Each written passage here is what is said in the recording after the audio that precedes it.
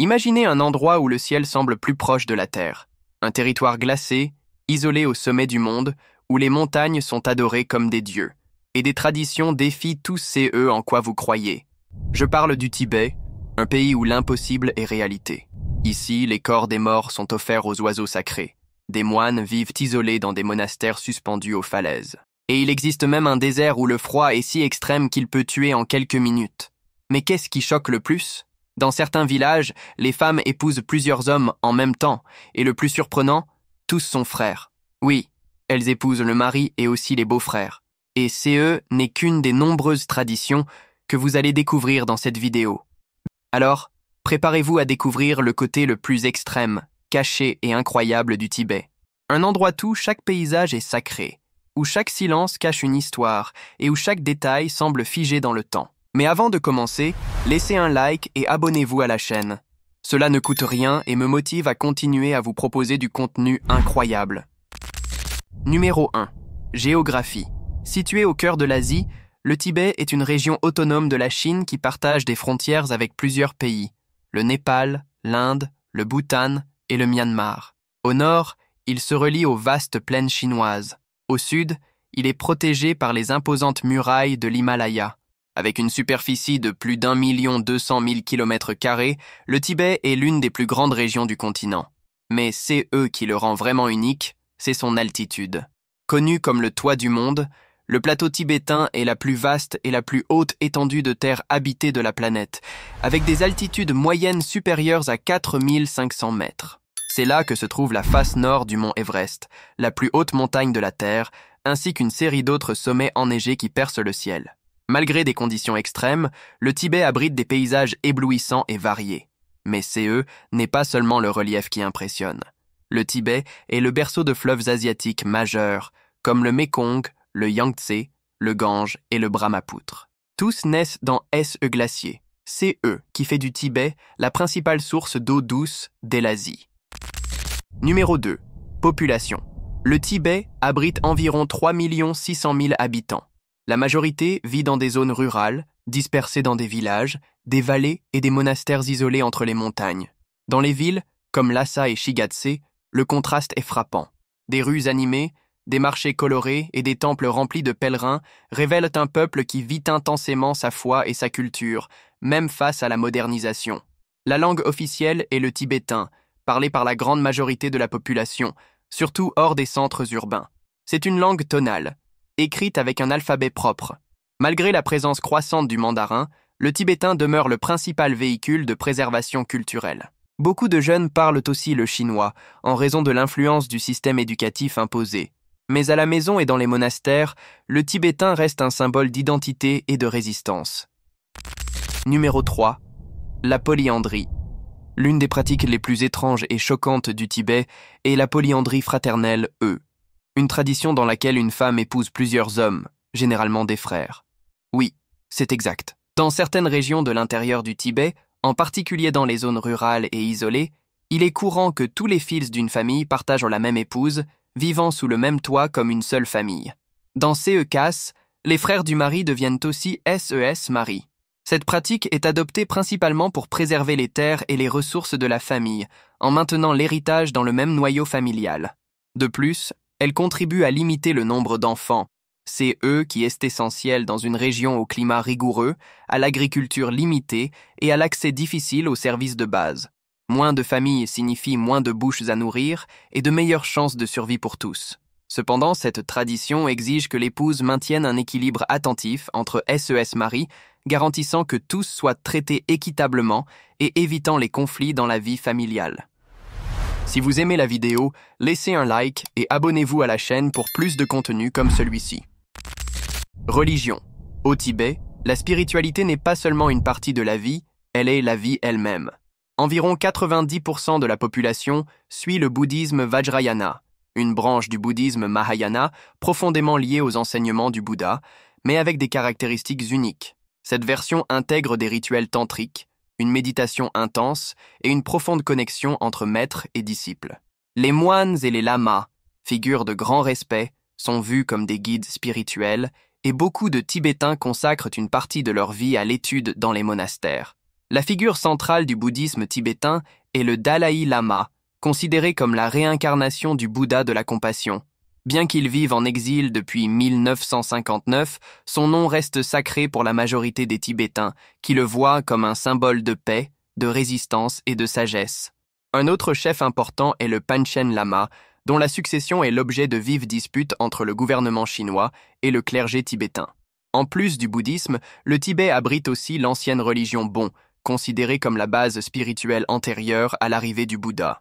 Avec des rituels liés à la nature, aux esprits et à la protection des éléments, le Bon est encore pratiqué dans certaines régions reculées et influence de nombreuses cérémonies bouddhistes actuelles. Numéro 5. Tradition. Le Tibet est un endroit où la tradition n'est pas seulement préservée, elle est vécue intensément chaque jour. Dans chaque geste, dans chaque pas, dans chaque prière silencieuse, il existe un fil invisible qui relie le présent aux temps les plus anciens. Et parmi les traditions les plus marquantes du peuple tibétain, certaines impressionnent même les visiteurs les plus expérimentés. Un exemple frappant est celui des funérailles tibétaines, qui suivent des rituels très particuliers et souvent incompris par les cultures occidentales. La plus connue de CES pratiques est l'enterrement céleste, un rituel ancestral au cours duquel le corps du défunt est porté au sommet d'une montagne sacrée, découpé en morceaux et offert aux vautours. Aussi choquant que cela puisse paraître aux yeux de ceux qui ne connaissent pas la culture locale, ce rituel est considéré comme profondément sacré, respecté par les Tibétains. Connu sous le nom de Jator, qui signifie littéralement « offrande d'âme », cette tradition millénaire repose sur la croyance bouddhiste que le corps humain n'est qu'un vase temporaire et qu'en nourrissant les oiseaux, le cycle de la vie continue. Bien que cela puisse sembler perturbant pour nous, pour les Tibétains, cette pratique est un acte de compassion, de détachement et d'harmonie avec le monde naturel, une manière symbolique et spirituelle de rendre à la terre ce qui en a été emprunté. Une autre tradition profondément symbolique est le cham, une danse rituelle exécutée par les moines tibétains lors de festivals religieux. Vêtus de masques élaborés et de costumes colorés, les moines exécutent des mouvements qui représentent la lutte entre le bien et le mal. Le but du cham est d'exorciser les démons et de protéger la communauté des influences maléfiques. Les danses sont aussi une forme de méditation et de prière en mouvement. Attirent également l'attention les célèbres drapeaux de prière, accrochés aux montagnes, aux temples, aux maisons et même aux ponts.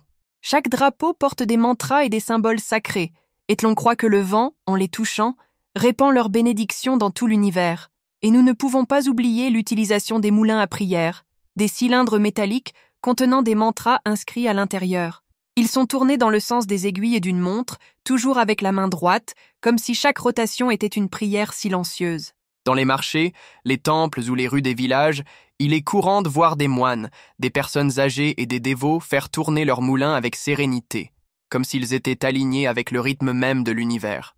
Au Tibet, la tradition n'est pas un spectacle pour séduire les touristes, c'est une partie essentielle de l'identité d'un peuple qui résiste au temps, à la modernité et à l'oppression. Numéro 6. Capitale. Située à plus de 3600 mètres d'altitude, au cœur du plateau tibétain, Lhasa est la capitale du Tibet et l'une des villes les plus hautes du monde. Elle est souvent appelée « cité interdite » en raison de son isolement géographique et culturel au fil des siècles. Entourée de montagnes sacrées et baignée par un ciel incroyablement bleu, elle est considérée comme le centre politique, spirituel et historique de la région. Fondée il y a plus de 1000 ans, cette ville sacrée conserve dans SES-Rue un mélange intense de spiritualité, de tradition et de contrastes qui surprennent à chaque détour. Parmi SES monuments les plus impressionnants se trouve le palais du Potala, une gigantesque construction blanche et rouge creusée dans le flanc d'une colline. Avec plus de 1000 salles, 13 étages et des centaines d'escaliers, le palais fut l'ancienne résidence des Dalai Lama et est aujourd'hui l'un des plus grands symboles du Tibet. Son architecture impressionnante et la vue panoramique sur la ville de Lhasa font de ce lieu une destination incontournable. Un autre point emblématique est le temple de Jokang, le plus sacré de tout le Tibet, dont l'architecture mélange des styles indiens, chinois et népalais. Il abrite l'une des statues les plus vénérées du Bouddha. Chaque jour, des pèlerins se prosternent longuement devant ses portes, tout en faisant tourner des moulins à prière et en récitant des mantras. Autour du temple se trouve Barkor Street, une rue circulaire remplie d'étals, de commerçants, de moulins à prière et d'encens brûlants. un véritable labyrinthe spirituel qui enveloppe habitants et visiteurs dans une atmosphère unique. Lhasa concentre également les principaux centres administratifs de la région autonome du Tibet. La ville a connu des travaux de modernisation CES dernières années, avec de larges avenues, de nouveaux bâtiments et une infrastructure touristique croissante. Mais malgré CES transformation urbaine, Lhasa conserve son statut de capitale sacrée, où le passé et le présent se croisent à chaque instant. Numéro 7. Site touristique. Le Tibet est l'un des endroits les plus extrêmes et sacrés de la planète, et SES Paysage semble sorti d'un autre monde. En plus du palais du Potala et du temple de Jokang, déjà mentionnés, le pays abrite des décors qui impressionnent autant par leur beauté que par leur spiritualité. L'un des lieux les plus fascinants est le désert de Changtang, l'un des déserts les plus hauts et les plus froids du monde. Situé dans le plateau tibétain reculé, territoire inhospitalier atteint des altitudes supérieures à 5000 mètres et subit des hivers où les températures chutent en dessous de moins 40 degrés Celsius. Malgré les conditions hostiles, le désert abrite des animaux sauvages rares, tels que l'antilope tibétaine, l'âne sauvage et le loup de l'Himalaya, qui se sont adaptés aux conditions de vie difficiles en altitude. Un autre lieu qui semble magique est le lac Namtsu, l'un des plus grands lacs salés du Tibet, considéré comme sacré par le peuple tibétain. Situé à 4718 mètres d'altitude, Namtsu est vénéré comme un lieu de méditation et de pèlerinage. Ces eaux bleu turquoise, entourées de montagnes enneigées, composent un paysage à couper le souffle, attirant à la fois dévots et touristes. En hiver, le lac gèle complètement, se transformant en un vaste champ de glace. La vallée de Yarlong est considérée comme le berceau de la civilisation tibétaine et regorge d'histoires et de légendes. La vallée abrite divers sites historiques importants, dont le palais de Yumbulagang, le premier palais construit au Tibet, et le monastère de Samye, le premier monastère bouddhiste de la région. En explorant la vallée de Yarlong, les visiteurs plongent dans l'histoire ancestrale du Tibet et découvrent les racines culturelles et spirituelles du pays. Un autre site impressionnant est la région de l'Everest, où se trouve le camp de base nord de la plus haute montagne du monde.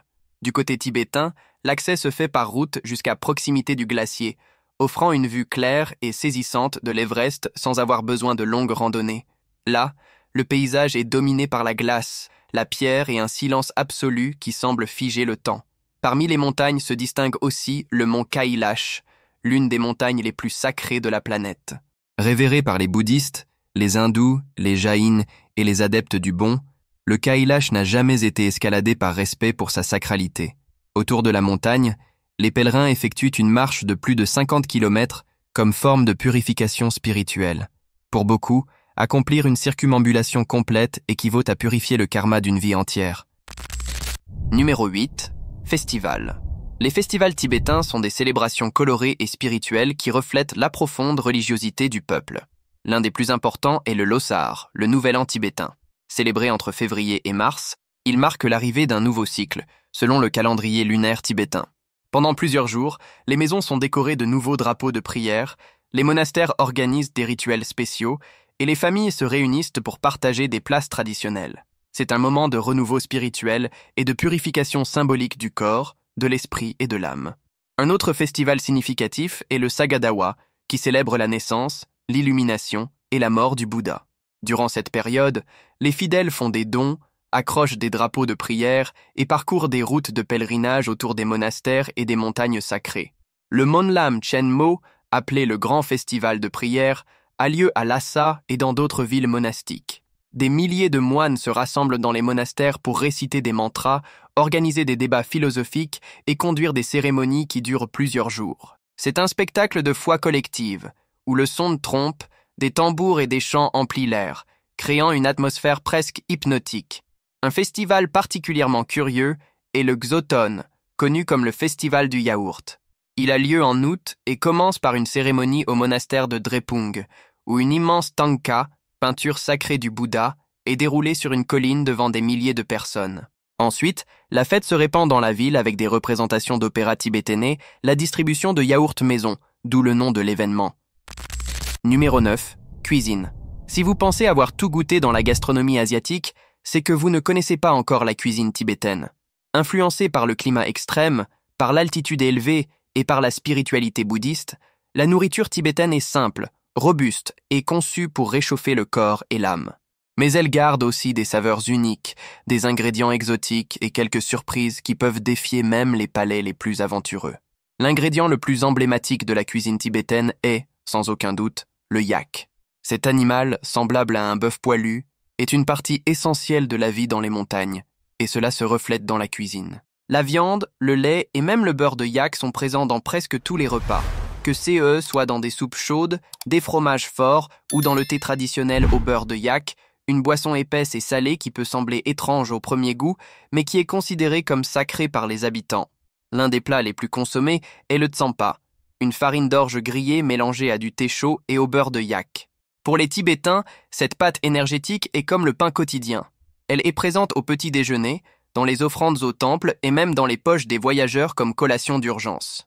Un autre classique de la cuisine locale est le momo, de petits raviolis farcis de viande de yak, de légumes ou de fromage, cuits à la vapeur ou frits. Ils sont si populaires qu'ils sont devenus un véritable patrimoine national. Pour les Tibétains, la nourriture va au-delà de la nutrition, elle a une signification spirituelle. Dans de nombreux repas, les premiers morceaux sont symboliquement offerts aux dieux ou aux ancêtres comme une forme de gratitude. En résumé, le Tibet est l'un de ces endroits qui ne s'expliquent pas, ils se ressentent. Un territoire où le temps semble s'être arrêté, où la foi façonne chaque geste et où les traditions sont aussi profondes que les montagnes qui entourent cette terre sacrée. Mais derrière les paysages à couper le souffle et les temples dorés, il existe un peuple qui résiste. Il résiste au froid, à la répression et à l'oubli. Un peuple qui vit encore les funérailles célestes, qui croit en la réincarnation et qui accepte, sans hésitation, de partager une épouse entre frères au nom de la terre, de la famille et de la survie. Cette vidéo touche à sa fin. Maintenant, dites-nous, qu'est-ce qui a le plus retenu votre attention? Si vous êtes arrivé jusqu'à la fin de cette vidéo, laissez un like et abonnez-vous à la chaîne. Cela m'encourage à continuer à vous apporter plus de contenu. À la prochaine vidéo.